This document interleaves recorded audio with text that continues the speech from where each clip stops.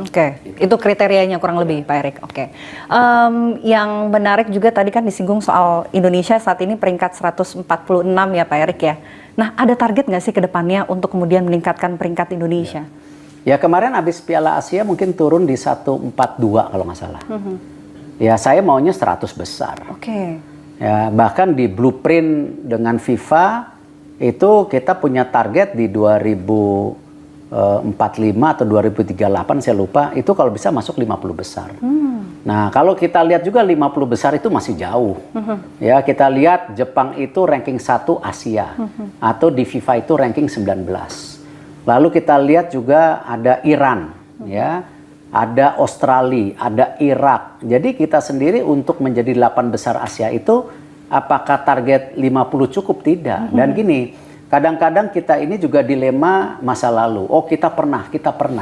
Tetapi gini, kalau sepak bola kita jalan di tempat, negara-negara seperti Qatar, seperti Jepang berinvestasi luar biasa, ya pasti kita tertinggal lah. Itu kan sebuah realita yang kita harus hadapi gitu.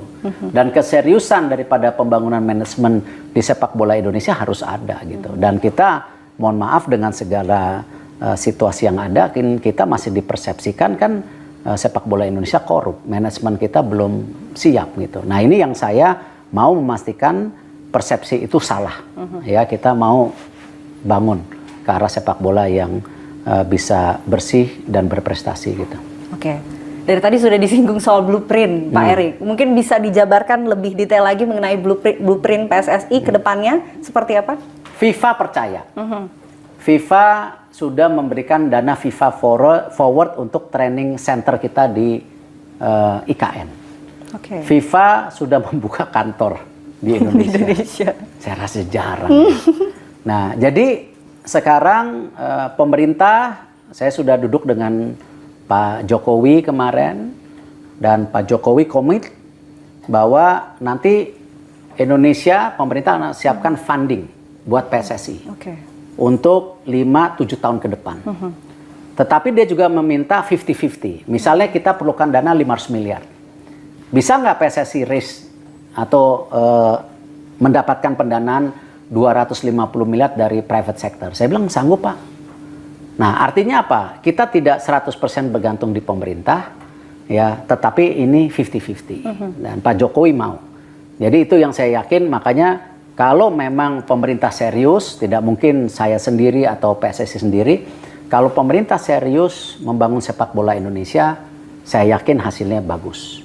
Dan kerjasama PSSI dan pemerintah harus ada. Dan selama ini PSSI juga ada keengganan bekerja sama dengan pemerintah yang selalu dibilang government intervention atau pemerintah mengambil alih PSSI.